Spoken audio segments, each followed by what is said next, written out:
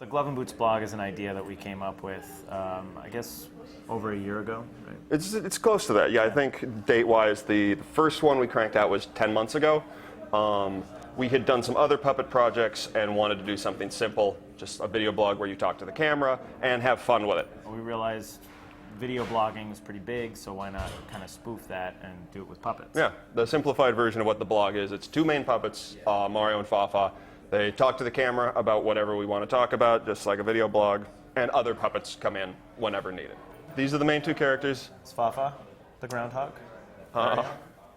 They form like an odd couple. Mario tends to lose control a lot of the time. Fafa's almost a straight band, but not really. They work well together to move a premise on. If either one of them falls apart, the other one steps up and can get a story from point A to B. Mario's definitely more of a powder keg. Occasionally, and What is that? Fafa kind of keeps, yeah. He's basically, if if there's a button, he's going to push it. Fafa is a little bit more restraint and kind of calms him down, but occasionally he'll kind of lose his marbles. And usually, whenever one of them kind of loses it or is anxiety-driven, the other one kind of comes. I don't like it when you talk and you're silent. Sorry. And then beauty of puppets is anytime we need another character or want to do anything, they can be built and dumped into the mix. We want to do a Christmas special, so we built Santa Claus and Commando Elves. Did a bit on Thor, built Thor. Thor showed up. Nay, Gerbil, methinks there shall be no slaying of trolls today. I think he was made from scrap initially, something that I had.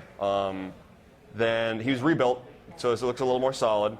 We wanted a counterpart and went for a more realistic, like a groundhoggy rodent thing, which, and I say thing in the fondest way. Okay.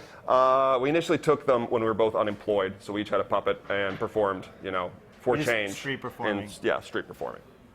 And it was a nightmare. Yes, it was god-awful. Yeah. When we were doing blog content, Vinny let me know that we had both characters, Mario and Fafa the Groundhog, had been nominated to win a Shorty Award. So we decided this week, let's steer away from our normal commentary blog and just announce that we had won or been nominated for an award and do a little campaigning. I think the first one was Patton.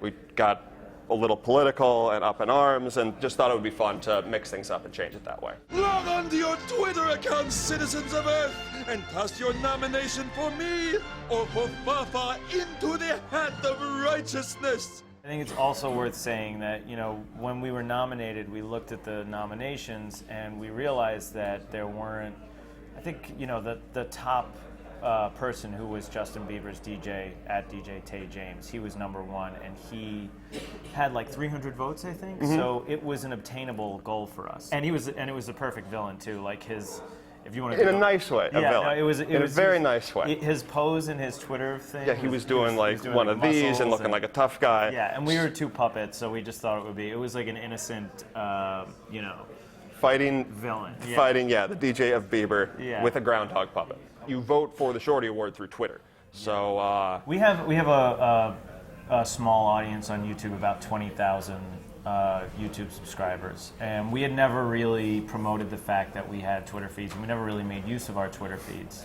On occasion we would, just to kind of post our links and stuff like that. We had a couple hundred followers. When we actually started doing this, our numbers jumped significantly. We went from about 200 followers to now I think we're at about 1,700 plus. one of the things we like to do with these characters is interactive social media. Like, it's really cool to be able to tweet to people, answer people's tweets, talk to people as much as possible on Facebook, because they're visceral puppets instead of, animation. It's like they're real guys. They are real fun. guys. Yeah, Kinda. It's fun to create the illusion that they're like actual beings on the internet, and people seem to interact with them that way. Like one time we posted, I guess it was an article or something about us. We were going to be showing one of our videos in a puppet festival. And people didn't like it. People were like, "What do you mean puppet? What? Fafa is a real groundhog, and Mario's a real whatever he is." We're working with Bento Box Entertainment right now, who we're slowly working with them in the hopes of making some sort of larger show. In the meantime, they're helping us out with promoting the blog, moving the blog forward. We'll go back.